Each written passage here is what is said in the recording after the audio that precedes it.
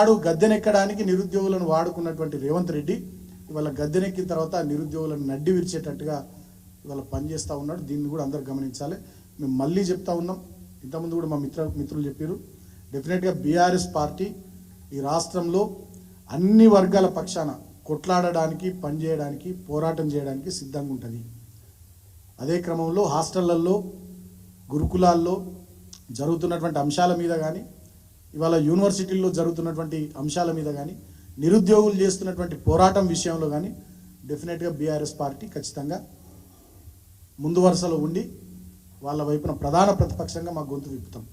అంతేకాకుండా ఇవాళ SC BC మంత్రులకు, ఎస్సీ బీసీ అధికారులకు జరుగుతున్నటువంటి అవమానాల విషయంలో కూడా ఖచ్చితంగా బీఆర్ఎస్ పార్టీ గొంతు విప్పుతుంది, మాట్లాడుతుంది. నేను ఎస్సీ బీసీ సంఘాలను, ప్రజా సంఘాలను అందరినీ కూడా ఆలోచించమని కోరుతా ఉన్నా. ఉప ముఖ్యమంత్రి దళితుడు బట్టి విక్రమార్కకు, లక్ష్మీ నరసింహస్వామి సాక్షిగా, దేవాదాయ శాఖ మంత్రి బీసీ బిడ్డ కొండా సురేఖకు, లక్ష్మీ నరసింహస్వామి సాక్షిగా, మళ్ళీ బీసీ మంత్రి పొన్నం ప్రభాకర్ గౌడ్కు, ఆయన హైదరాబాద్ ఇన్ఛార్జ్ మంత్రి బల్కంపేట ఎల్లమ్మ తల్లి సాక్షిగా అవమానం జరుగుతూ ఉంది. మీరందరూ కూడా గలం విప్పాలి, మాట్లాడాలి, చెప్పాలి.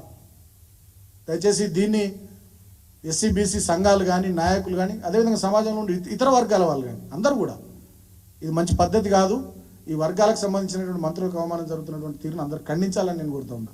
అదేవిధంగా ఒక దళిత బిడ్డ, ఎస్సీ కులానికి సంబంధించినటువంటి బిడ్డ ఎస్ఐ అయిండు, ముగ్గురు అన్నదమ్ములు, వాళ్ళు ఎన్నో ఆశలు ఆ కుటుంబానికి. శ్రీనివాస్ అని చెప్పి నర్సంపేట నియోజకవర్గానికి చెందినటువంటి వ్యక్తి. ఆయన ఉన్నతాధికారుల వేధింపుల వల్ల ఆయన ఆత్మహత్య చేసుకున్నటువంటి పరిస్థితి. కాబట్టి ఎస్సీ బీసీ అధికారులను ఎవరైతే అవమానానికి గురి చేస్తున్నారో, అవహేళన చేస్తున్నారో, దీన్ని కూడా కంట్రోల్ చేయాల్సినటువంటి అవసరం, కట్టడి చేయాల్సినటువంటి అవసరం డెఫినెట్గా ఈ ముఖ్యమంత్రి మీద ఉంది.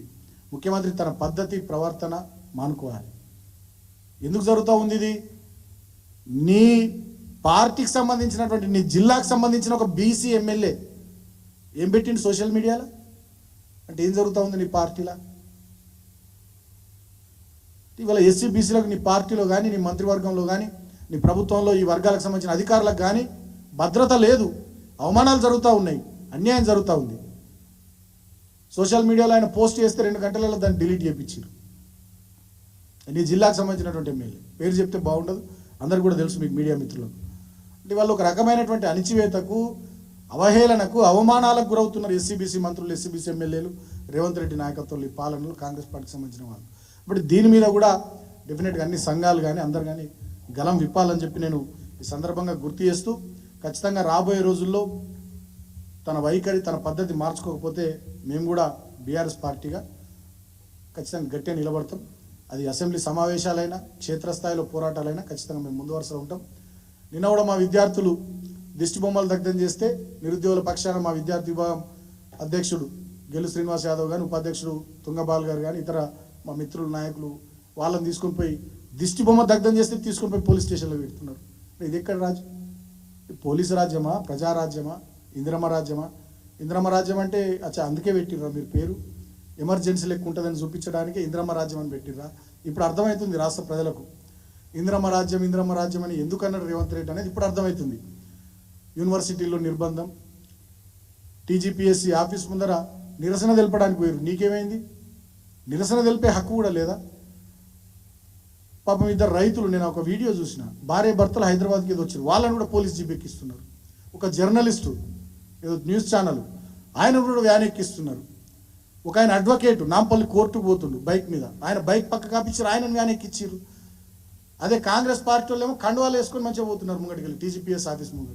అంటే ఈ రాష్ట్రంలో కాంగ్రెస్ పార్టీ కండువా ఉంటే ఇక లైసెన్స్ ఉన్నట్టేనా అన్నిటికీ?